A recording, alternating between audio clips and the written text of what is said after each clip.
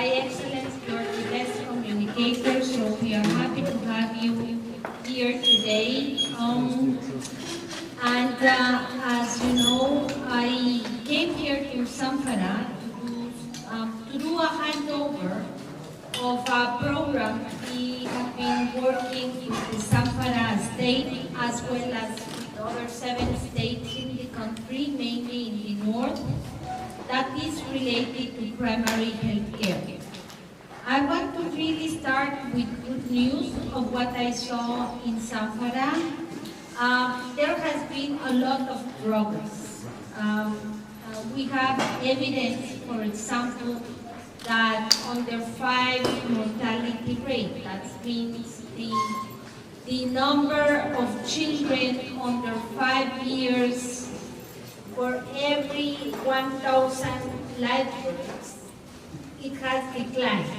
It has declined, and this is fantastic news. Another good news is that Zamfara is keeping the status of 0 polio cases. That's excellent. We only have a few states where we have polio, and Zamfara was one of them in 2023. And while in the rest of the country, in the states, this is increasing, in Zamfara they managed to bring it down and keep it in 0. But of course that doesn't mean they are polio-free. They have to sustain this for several years in order to say that the problem is over. Now, polio cannot be 0 polio cases in one state. We need the entire country to be 0. Because if that doesn't happen, the high risk of spreading the virus, it will always be there. And it might be down for 1-2 years, then have a spark and go high.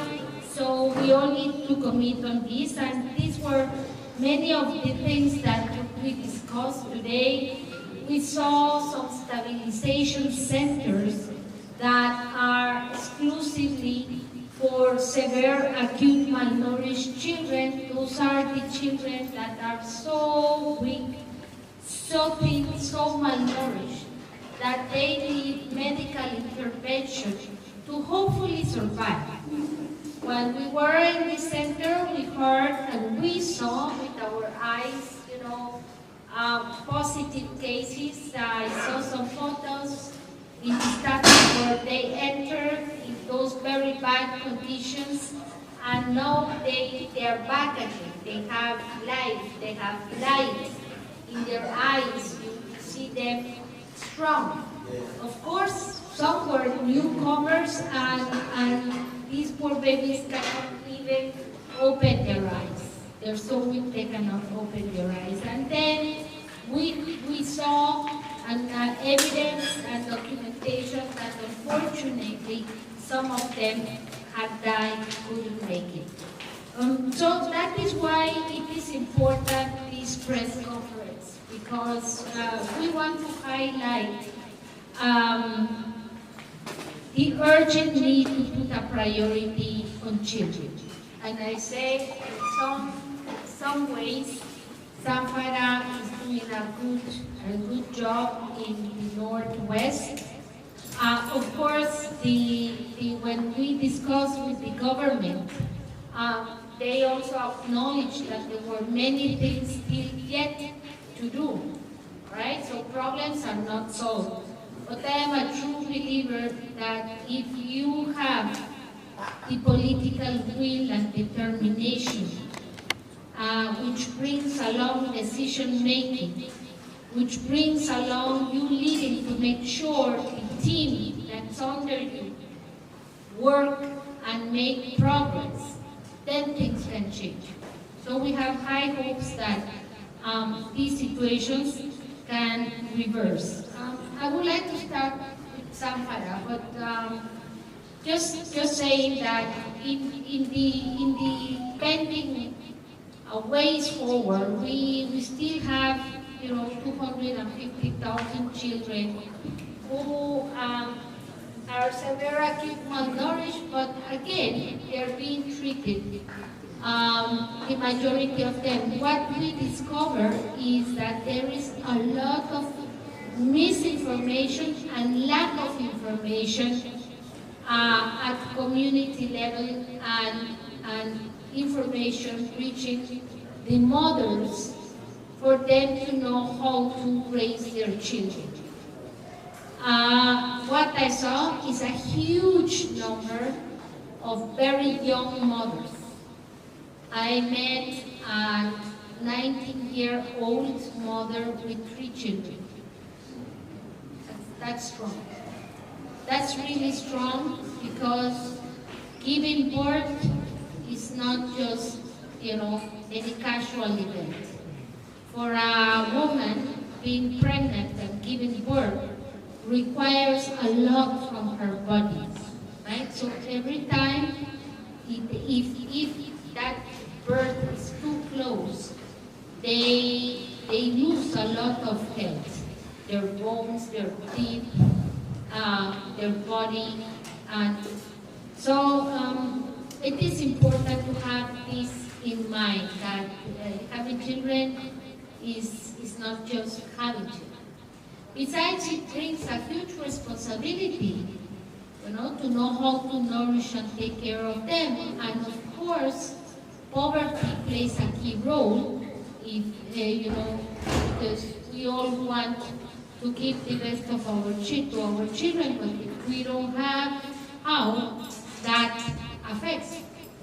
But how to take the decisions between taking the beans to sell in the market and in exchange buying rice? Instead of giving a little bit of beans to your children that are above 10 months. Remember, exclusive breastfeeding is for 6 months. So no food, no water, no nothing. But for children who are already eating, why giving the children rice instead of giving them, some beans and a bit of rice, right? And this, I am exemplifying this because there is a lot of lack of information on what is best for the child. Now, what this has to do with you? You are the leaders of information, and you can make possible to deliver positive messages on the caring of children to thousands of households in Zamfara, in the north of the country, and at national level. So that is why you are important. Radio play a critical role, right, to help us move ahead. What we found in Zamfara, although you will see there's a huge investment in primary health care. There, I understand, 700 plus primary health care centers. Up to today, with the leadership of the state government, with the support of the federal government, with the support of development partners, right now they have reached a little bit more than 100 of these primary health cares, and they have renovated them and they have equipped them properly. But there's still 600 more to go. Again, the political will is there. There is a decision that was taken in Zamfara State to increase the investments in health to 7% of the budget. This is a lot. I think it went from 4 to 7. So as you see, it was almost duplicated. And this is what media also need to inform and ask, that all states should increase their budgets for health and for education and for nutrition. And of course, that they report results the way we manage to get information here about results. There's many other figures I can place to you today, but I don't want to make this a statistical press conference, right? I think that we all know, and we all can see with our eyes that there are a lot of things to do and move ahead for children, and the principle applies. For the entire country, you know, Nigeria is 220 in projection million people population. We don't know because we don't have the sense, so we don't know in real absolute numbers. But what is true is half of this population, 110 million, are children. And the children population is increasing, and it is increasing because every year we have 8 million children, 8 million newborns. So that's a lot of children. And if the country is having 8 million new babies every year, the country must be prepared to have health facilities, schools, and all other services like water and sanitation to support 8 million children more, that in 10 years we'll have 10 years, and in 15 there will be adolescents, right? And then adults that they will either contribute to the development of the country, they will either make a living and have a prosperity. I am not saying richness, but they can have a job, they can have a skill, or they can have a life full of poverty. And of course, young adults and adolescents are really at risk in the country. So that is why looking at the broader picture is important. We want to concentrate our conversation today in the north of the country. Unicef is making a special appeal and a special ask to different stakeholders. So first of all, I mentioned we need more of the commitment of all the local actors.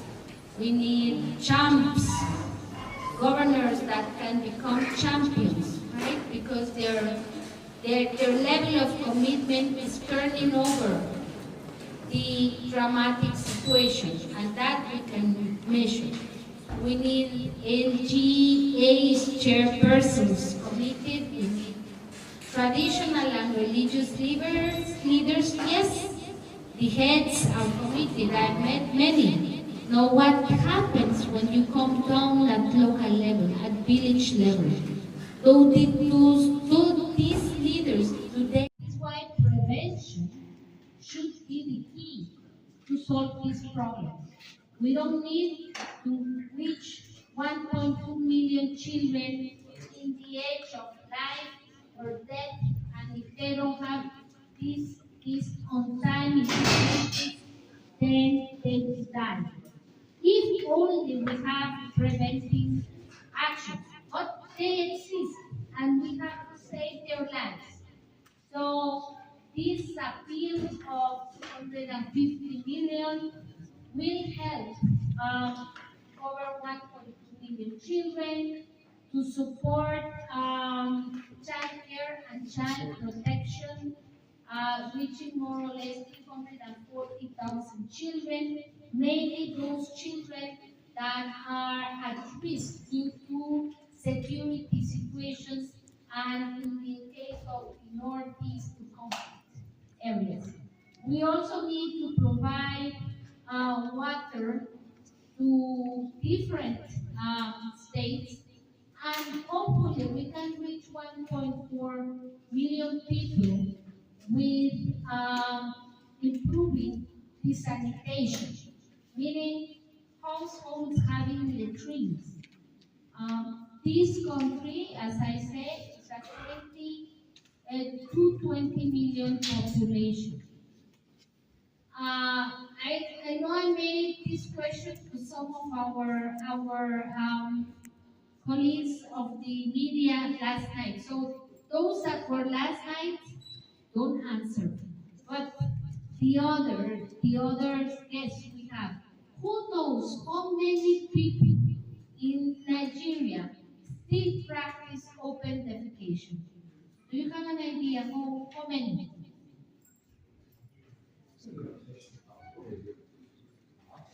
40 million people are still doing open defecation.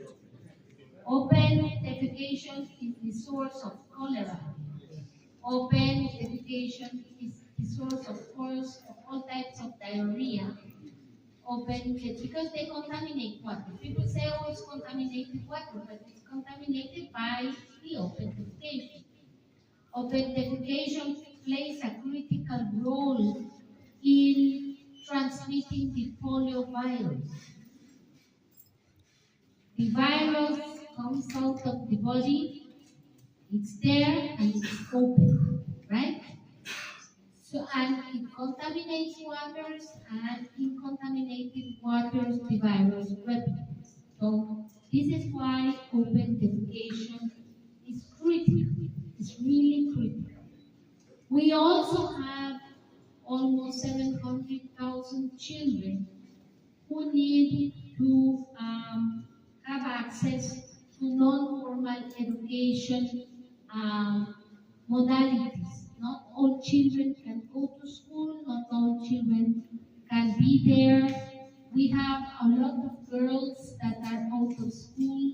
Again, many reasons. Yes, poverty, another is security. If I am a father, a mother, and I know my girl can be kidnapped, will I send her?